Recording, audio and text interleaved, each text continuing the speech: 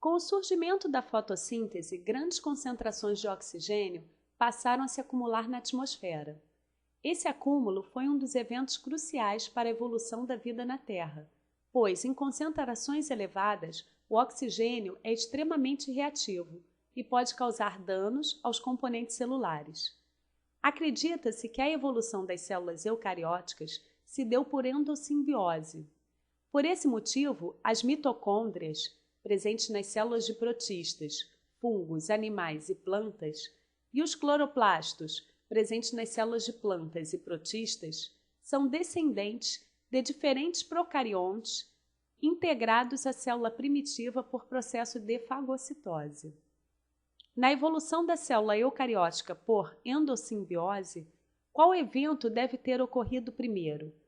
A aquisição de mitocôndrias ou a aquisição de cloroplastos? Justifique sua resposta. Primeiro, o enunciado diz que com o surgimento da fotossíntese, grandes quantidades de oxigênio se acumularam na atmosfera terrestre. Segundo, o enunciado também diz que o oxigênio, em concentrações elevadas, é extremamente reativo, o que pode causar danos aos componentes celulares. Bom, segundo a hipótese heterótrofa, os primeiros seres vivos da Terra devem ter sido os seres heterótrofos anaeróbicos.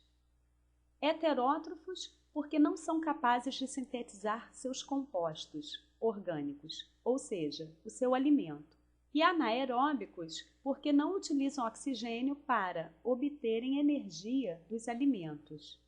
Lembre-se que a Terra primitiva não tinha gás oxigênio e o único modo dos organismos produzirem energia era através da fermentação, um tipo de respiração anaeróbica, ou seja, que não utiliza o oxigênio.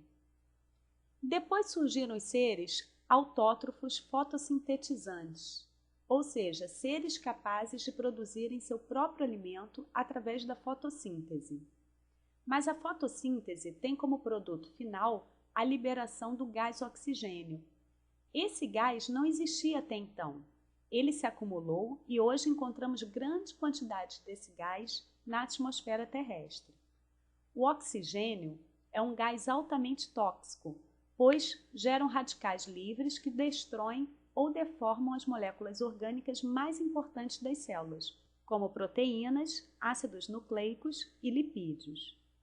Todos aqueles seres vivos que não conseguiram lidar com o oxigênio devido à sua toxicidade morreram. Mas, se por um lado o oxigênio matou muitos seres vivos, por outro permitiu a perpetuação daqueles que passaram a utilizar o oxigênio como forma de produzir energia. Nascia então a respiração aeróbica. Um exemplo atual de um ser fotossintetizante procarionte é a cianobactéria. Note que esse ser não possui cloroplasto em seu interior. A fotossíntese é realizada no interior de lamelas fotossintetizantes.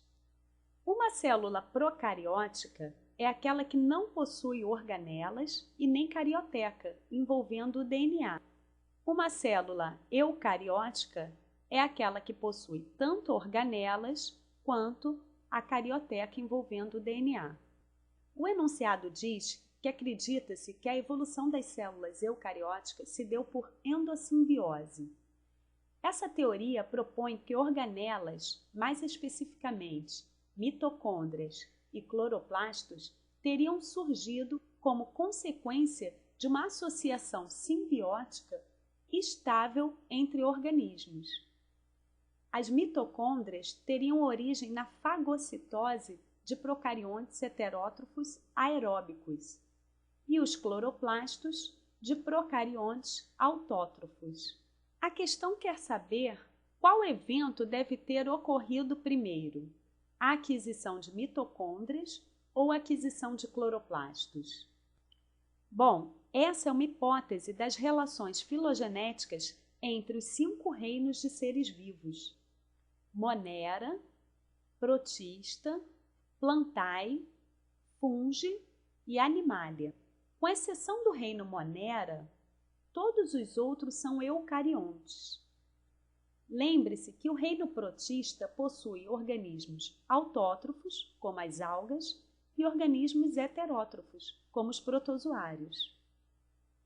Note que o enunciado dá as seguintes informações: mitocôndrias, presentes nas células de protistas, fungos, animais e plantas.